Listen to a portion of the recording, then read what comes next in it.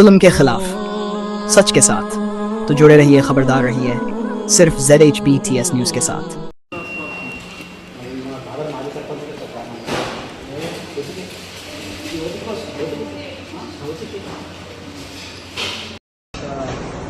ఈ పల్లెని మనం ఎంత ఈజీగా తింటాము.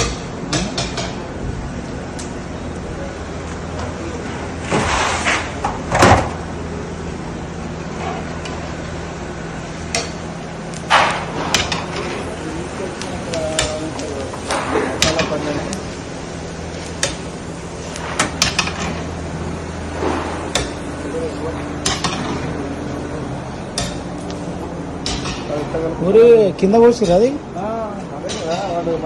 अरे खाने के लिए दूसरा काम के लिए खाने के लिए ऐसा वो फ्लोर में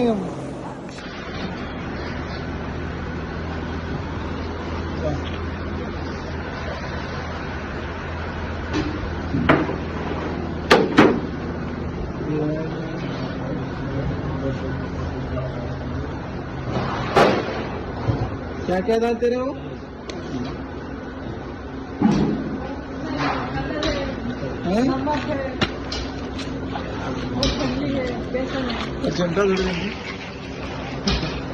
अरे छोटे उम्र क्या है तुम्हारा?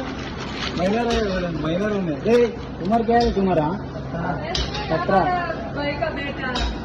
जेल को जाते तुम सब लोग, जेल को भी जाते तुम सब लोगों को जेल को भी जाते को ना महिला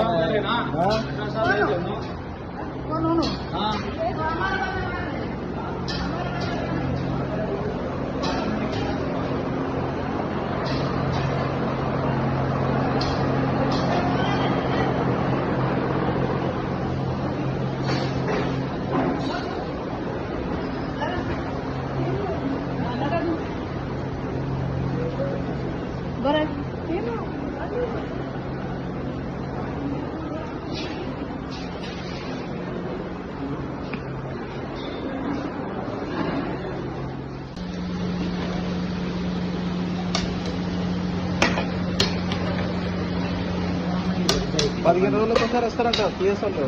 మనం చెప్తాం కదా, హైదరాబాద్ వాళ్ళు వస్తారు 15 రోజులకు ఒకసారి కారాగిరి తీసుకోపోతారు అనుకుంటారు. ఏ ఊరమ్మ మీద అందరిది? ఇక్కడ వాళ్ళేనా? ఇది తింటారా మీరు? జస్ట్ మనుషులకేనా? మీరు తీసుకోపోతారా ఎప్పుడన్నా? కొనుక్కోపోతారా? ఏమేం కలుపుతారు అందులో? మొత్తం మైదన్నా? మంచిగా ఉంటుంది అది. ఆ పనికి మళ్ళీ ఆయిల్ మీరు మంచిగా ఉంటుంది అంట. చచ్చిపోతారు మనుషులు. ఆయిలే వేస్ట్ ఆయిల్ ఇచ్చేస్తారు కదమ్మా.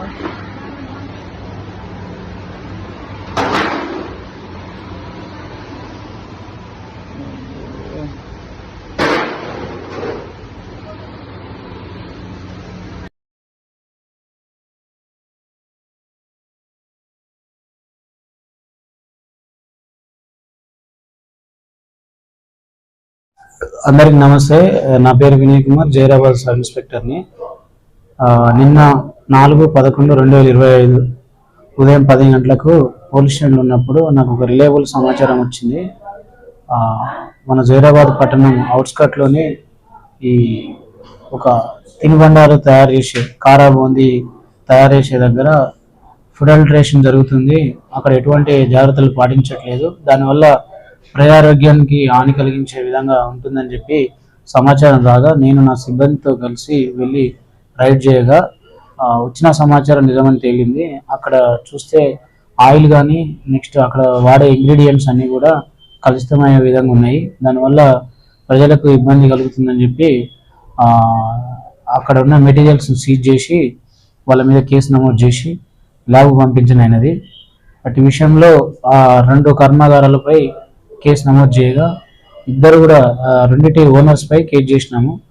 చట్టరీత్యా వాళ్ళ మీద చర్య తీసుకుంటాం. ఇట్లా ప్రజారోగ్యానికి హాని కలిగే విధంగాని తర్వాత కలుషిత పదార్థాలని వాడడం కానీ చేయకూడదు.